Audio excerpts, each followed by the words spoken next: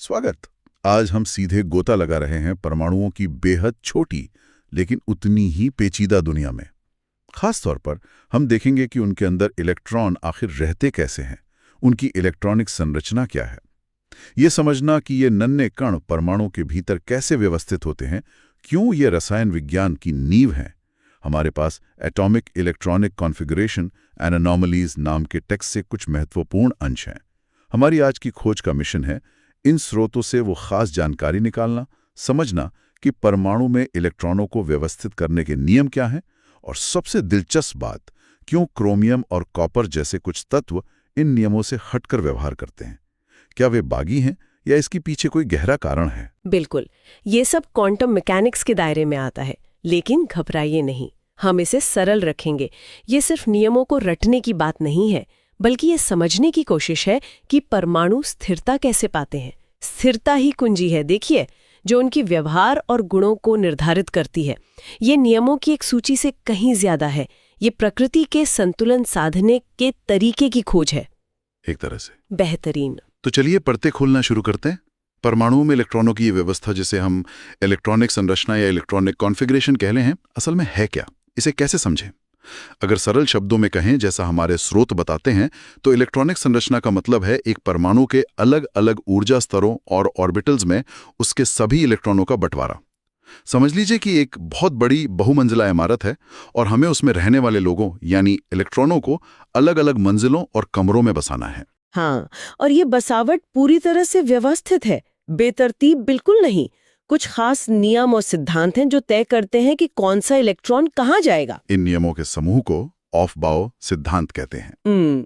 ऑफबाउ German भाषा का शब्द है, जिसका मतलब है निर्माण करना या एक एक करके बनाना। हम परमाणु की इलेक्ट्रॉनिक संरचना को एक एक इलेक्ट्रॉन जोड़कर बनाते हैं, सबसे कम ऊर्जा वाले ऑर्बिटल से शुरू करके। अच्छा, तो ये निर्माण के नियम क्या हैं? पहला नियम क्या है जो तय करता है कि इलेक्ट्रॉन पहले कहाँ जाएगा? सबसे पहला और बुनियादी सिद्धांत है ऊर्जा का क्रम। देखिए, इलेक्ट्रॉन हमेशा सबसे पहले उस ऑर्बिटल में जाना पसंद करते हैं जिसकी ऊर्जा सबसे कम हो। ये प्रकृति का एक मौलिक नियम है। हर सिस्टम न्यूनतम ऊर्जा की स्थिति में रहना चाहता है, क्योंकि वही सबसे स्थिर अवस्था होती है। जैसे पानी ढलान पर नीचे की ओर बहता है ना, हाँ। वैसे ही इलेक्ट्रॉन भी ऊर्जा की ढलान पर नीचे, यानी सबसे कम ऊर्जा वाले ऑर्बिटल में पहले जाते हैं। ये तो समझ आता है, सबसे स्थिर जगह पहले। लेकिन हमें कैसे पता चलता है कि किस ऑर्बिटल की ऊर्जा कम है और किसकी ज्यादा? क्या इसका कोई सीधा क्रम है, जैसे पहली मंजिल फिर दूसरी? हाँ, बिल्कुल।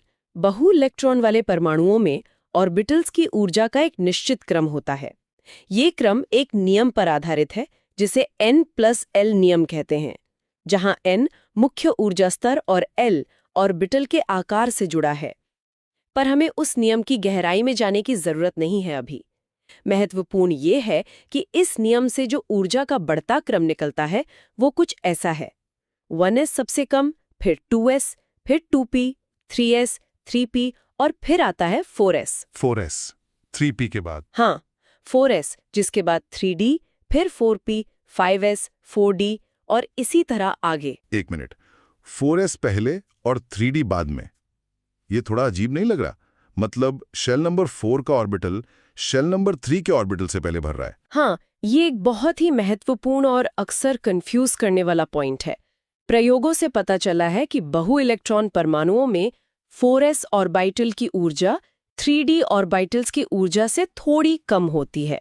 इसलिए ऑफबाउ सिद्धांत के अनुसार इलेक्ट्रॉन पहले 4s में जाते हैं और फिर 3d में। ये छोटा सा लगने वाले क्रम आगे चलकर क्रोमियम और कॉपर जैसे तत्वों के व्यवहार को समझने में बहुत महत्वपूर्ण साबित होगा। इसे याद रखिएगा। ठीक है, इसे नोट कर लिया। 4s की ऊर्जा 3d से कम। तो ये था पहला नियम। अब अगला नियम क्या है? अगला महत्वपूर्ण सिद्धांत है पॉली का अपवर्जन सिद्धांत। वुल्फगैंग पॉली ने यह सिद्धांत दिया था। ये कहता है कि किसी भी एक परमाणु के अंदर कोई भी 2 इलेक्ट्रॉन ऐसे नहीं हो सकते जिनकी चारों क्वांटम संख्याएं, जो इलेक्ट्रॉन की अवस्था बताते हैं, मतलब ऊर्जा स्तर, ऑर्बिटल का आकार, उसका ओरिएंटेशन और स्पिन, बिल्कुल एक जैसी हों। हर इलेक्ट्रॉन का अपना एक विशिष्ट पता होता है, समझ लीजिए। ठीक ही लग रहा है। इसका व्यवहारिक मतलब क्या हुआ? ऑर्बिटल में इलेक्ट्रॉन भरने पर इसका क्या असर पड़ता है? बहुत अच्छा सवाल है। इसका सीधा और सबसे महत्वपूर्ण व्यवहारिक नतीजा ये है कि एक ऑर्बिटल में ज्यादा से ज्यादा केवल 2 ही इलेक्ट्रॉन रह सकते हैं। और अगर किसी ऑर्बिटल में 2 इलेक्ट्रॉन हैं, तो उनका स्पिन विपरीत होना चाहिए। एक इलेक्ट्रॉन का स्पिन अप होगा तो दूसरे का स्पिन डाउन होगा। आप इसे ऐसे सोच सकते हैं कि एक छोटे से कमरे यानी ऑर्बिटल में 2 से ज्यादा मेहमान नहीं ठहर सकते, और अगर 2 ठहरते हैं तो उन्हें विपरीत दिशाओं में मुंह करके सोना होगा। ये सिद्धांत तय करता है कि हर ऑर्बिटल की क्षमता सिर्फ 2 इलेक्ट्रॉनों की है। समझ गया। एक ऑर्बिटल, अधिकतम 2 इलेक्ट्रॉन, वो भी विपरीत स्पिन वाले। अब तीसरा नियम क्या है? आपने हुंड के नियम का जिक्र किया था। हाँ, तीसरा प्रमुख नियम है हुंड का अधिकतम बहुलता का नियम। ये नियम तब काम आता है जब हमारे पास एक ही सबशेल में एक से ज्यादा ऑर्बिटल हो जिनकी ऊर्जा बराबर हो। जैसे पी सबशेल में 3 ऑर्बिटल होते हैं या डी सबशेल में 5 ऑर्बिटल होते हैं। इन समान ऊर्जा वाले ऑर्बिटल्स को डीजेनरेट ऑर्बिटल्स कहते हैं। तो इन डीजेनरेट ऑर्बिटल्स में इलेक्ट्रॉन कैसे भरते हैं फिर? हुंड का नियम कहता है कि जब इलेक्ट्रॉन इन समान ऊर्जा वाले ऑर्बिटल्स में भरे जाते हैं, तो वे पहले हर ऑर्बिटल में एक एक करके अकेले रहना पसंद करते हैं, और इन सभी अकेले इलेक्ट्रॉनों का स्पिन एक ही दिशा में, मतलब समानांतर होता है। इलेक्ट्रॉनों का जोड़ा बनना यानी पेयरिंग तभी शुरू होती है जब उस सबशेल के सभी ऑर्बिटल्स में कम से कम एक एक इलेक्ट्रॉन पहले से मौजूद हो। इसे आप बस की सीट से समझ सकते हैं। लोग पहले खाली सीटों पर अकेले बैठना पसंद करते हैं ना, और किसी के साथ तभी बैठते हैं जब सभी सिंगल सीटें भर चुकी हों। हाँ, सही। ये व्यवस्था परमाणु को अधिक स्थिरता देती है, क्योंकि समान स्पिन वाले इलेक्ट्रॉन एक दूसरे से थोड़ा दूर रहते हैं, जिससे प्रतिकर्षण कम होता है। कमाल है। तो ये 3 नियम, ऑफ बाउ, ऊर्जा क्रम, 4s3d याद रखते हुए, पॉली, एक ऑर्बिटल में 2 विपरीत स्पिन वाले इलेक्ट्रॉन, और हुंड, पहले अकेले भरो फिर जोड़ी बनाओ, मिलकर तय करते हैं कि परमाणु में इलेक्ट्रॉन कैसे व्यवस्थित होंगे। अब सवाल यह है कि इस पूरी व्यवस्था को कागज पर दिखाते कैसे हैं? इसके लिए 2 मुख्य तरीके प्रचलित हैं। पहला तरीका है ऑर्बिटल नोटेशन। इसे हम NLX के रूप में लिखते हैं। यहाँ N मुख्य शेल नंबर है, जैसे 1, 2, 3। L सब शेल का प्रतीक है, SPDF, और X जो ऊपर लिखा होता है वो उस सब शेल में मौजूद इलेक्ट्रॉनों की संख्या है। उदाहरण के लिए ऑक्सीजन परमाणु संख्या 8 का विन्यास होगा 1s², 2s², 2p4। मतलब पहले शेल के s में 2, दूसरे के s में 2 और दूसरे के p में 4 इलेक्ट्रॉन। बिल्कुल। और जब परमाणु संख्या बढ़ जाती है, जैसे 18 से ज्यादा, तो पूरा विन्यास लिखना काफी लंबा हो सकता है।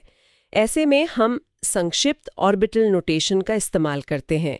इसमें हम परमाणु के सबसे अंदर वाले इलेक्ट्रॉनों, मतलब कोर इलेक्ट्रॉनों की संरचना को उससे ठीक पहले आने वाली अक्रिय गैस के प्रतीक से बदल देते हैं, जिसे चौकोर ब्रैकेट में लिखते हैं।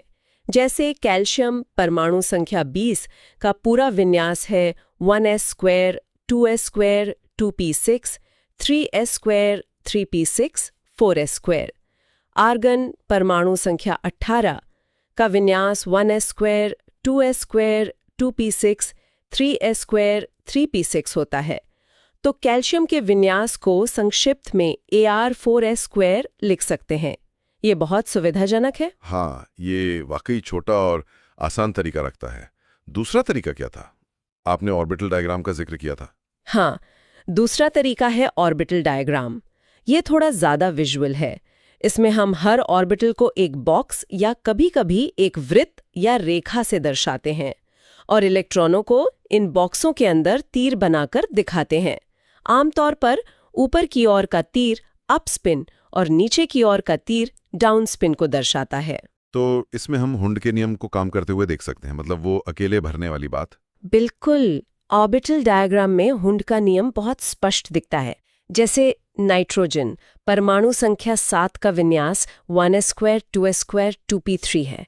इसका ऑर्बिटल डायग्राम बनाते समय 1s और 2s बॉक्स में तो 2 विपरीत स्पिन वाले तीर अप डाउन होंगे, लेकिन 2p सबशेल में 3 ऑर्बिटल होते हैं, मतलब 3 बॉक्स, तो हुंड के नियम के अनुसार हम पहले तीनों बॉक्स में एक एक अप स्पिन वाला तीर भरेंगे, ऊपर की ओर एरो, ऊपर की ओर एरो, ऊपर की ओर एरो, न कि पहले बॉक्स में डाउन और बाकी दो खाली। ये तरीका हमें न केवल इलेक्ट्रॉनों की संख्या और ऑर्बिटल बताता है, बल्कि उनके स्पिन की जानकारी भी देता है, जो पॉली या हुंड के नियमों को समझने के लिए जरूरी है। ठीक है, तो हमने नियम समझ लिए, उन्हें लिखना सीख लिया। 1s2, s2, p3, s3, p4, s3d का क्रम भी याद है, पॉली और हुंड के नियम भी। लगता है सब कुछ सीधा सरल है। यहीं पर कहानी में एक दिलचस्प मोड़ आता है। जैसा कि विज्ञान में अक्सर होता है, नियमों के कुछ महत्वपूर्ण अपवाद भी होते हैं। हमारे स्रोत बताते हैं कि कुछ तत्व, खासकर डी ब्लॉक के संक्रमण धातु, ऑफ बाउ सिद्धांत के अनुसार अपेक्षित क्रम का पूरी तरह पालन नहीं करते हैं। इनमें सबसे प्रसिद्ध उदाहरण है क्रोमियम Cr, जिसकी परमाणु संख्या 24 है, और कॉपर Cu, जिसकी परमाणु संख्या 29 है। अपवाद, यही तो असली मजा है। तो क्रोमियम और कॉपर में ऐसा क्या खास है? वे नियमों का पालन क्यों नहीं करते? इसका कारण बहुत ही आकर्षक है और प्रकृति की स्थिरता की खोज से जुड़ा है। पाया गया है कि जब कोई सबशेल, खासकर डी और एफ सबशेल, या तो ठीक आधा भरा हो या पूरी तरह से भरा हो, तो वो इलेक्ट्रॉनिक विन्यास असाधारण रूप से स्थिर होता है। ये अतिरिक्त स्थिरता सममिति और विनिमय ऊर्जा जैसे क्वांटम मैकेनिकल प्रभावों के कारण आती है। खैर, मुख्य बात यह है कि आधा भरा या पूरा भरा सबशेल परमाणु को ज्यादा स्थायित्व देता है। अच्छा, तो परमाणु ज्यादा स्थिर होने के लिए नियमों को थोड़ा एडजस्ट कर लेते हैं। चलिए क्रोमियम का उदाहरण देखते हैं। नियम के हिसाब से इसका विन्यास क्या होना चाहिए था?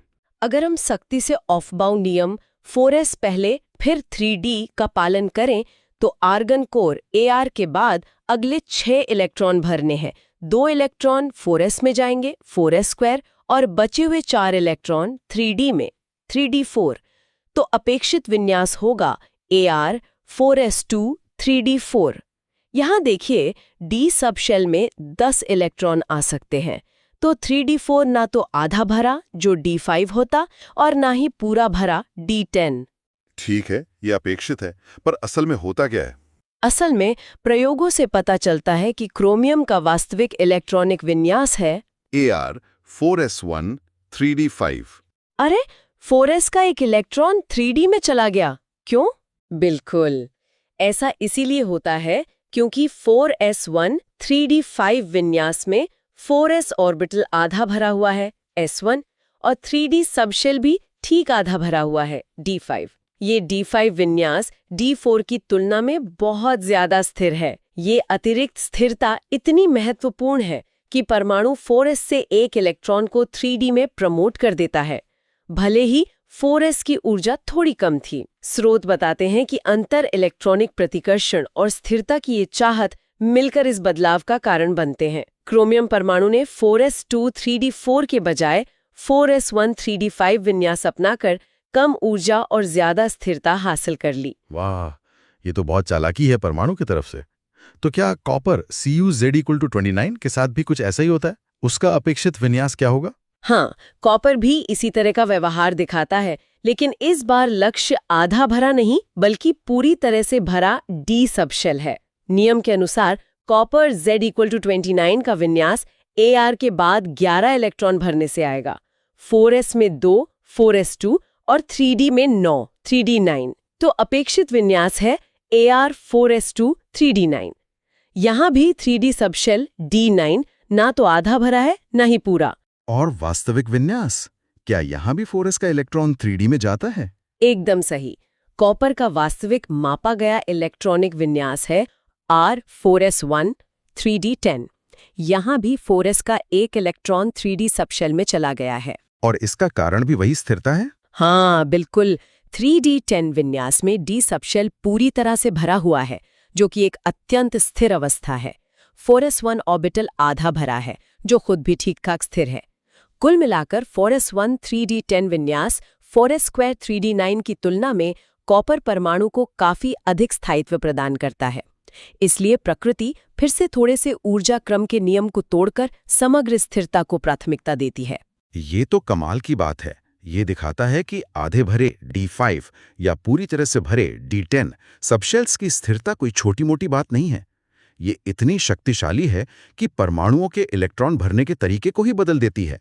ये सिर्फ नियमों का पालन करने से ज्यादा गहरा है। बिल्कुल, और ये समझना महत्वपूर्ण है कि ये अतिरिक्त स्थायित्व सिर्फ एक अकेडमिक रुचि का विषय नहीं है।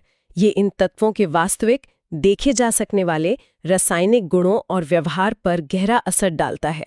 हालांकि हमारे स्रोत सीधे तौर पर गुणों का विस्तार से उल्लेख नहीं करते, पर किसी तत्व का इलेक्ट्रॉनिक विन्यास, खासकर उसके बाहरी इलेक्ट्रॉनों का विन्यास, ही ये तय करता है कि वो कैसे प्रतिक्रिया करेगा, कैसे बंधन बनाएगा, उसकी ऑक्सीकरण अवस्थाएं क्या होंगी वगैरह।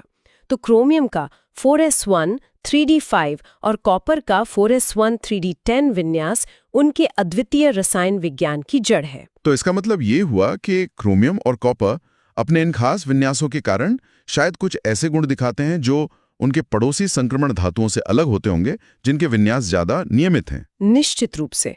उदाहरण के तौर पर सोचिए, क्रोमियम अपनी कठोरता और जंग ना लगने के गुण के लिए जाना जाता है। स्टेनलेस स्टील में होता है ना। हाँ। और कॉपर अपनी बेहतरीन विद्युत चालकता के लिए, बिजली के तारों में। बिल्कुल। क्या इन गुणों का संबंध उनके स्थिर D5 और D10 विन्यास से हो सकता है? ये संभव है कि ये स्थिर विन्यास उनके इलेक्ट्रॉनों को कुछ खास तरीकों से व्यवहार करने के लिए प्रेरित करते हों, जो इन उपयोगी गुणों को जन्म देते हैं। ये दिखाता है कि परमाणु स्तर की संरचना कैसे बड़े पैमाने पर हमारे काम आने वाले गुणों को निर्धारित करती है। तो चलिए आज की इस विस्तृत चर्चा को समेटते हैं। हमने क्या मुख्य बातें सीखी? हमने देखा कि परमाणुओं में इलेक्ट्रॉन कैसे रहते हैं। ये ऑफ-बाउ सिद्धांत, पॉली अपवर्जन सिद्धांत और हुंड के नियम जैसे नियमों से तय होता है। ये नियम हमें परमाणु की इलेक्ट्रॉनिक संरचना का खाका देते हैं। हमने ये भी देखा कि इस संरचना को ऑर्बिटल नोटेशन 1s² 2s² और ऑर्बिटल डायग्राम, बॉक्स और तीर से कैसे दर्शाया जाता है।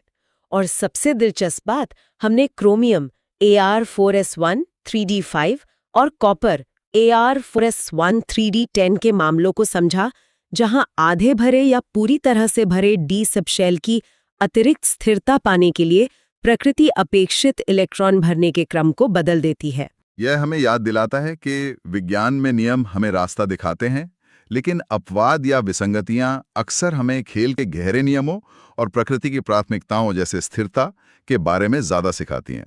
ये अपवाद नियमों को तोड़ते नहीं, बल्कि उन्हें और बेहतर समझने में मदद करते हैं। और जाते जाते एक विचार छोड़ जाती हूँ जो हमारे स्रोतों से थोड़ा आगे जाता है, लेकिन इसी नींव पर बना है। क्रोमियम और कॉपर के अलावा आवर्त सारणी में और भी तत्व हैं, जैसे niobium, molybdenum, palladium, silver, gold, जो अपेक्षित इलेक्ट्रॉनिक विन्यास से विचलन दिखाते हैं। ये सोचने लायक है कि क्या उन सभी मामलों में भी स्थिरता का यही सिद्धांत काम कर रहा है, और ये विचलन उन तत्वों के विशिष्ट गुणों और उपयोगों को कैसे प्रभावित करते होंगे। ये दिखाता है कि इलेक्ट्रॉनिक संरचना का ये आपात सरल विषय वास्तव में कितना गहरा और तत्वों के विविध व्यवहार को समझने के लिए कितना महत्वपूर्ण है।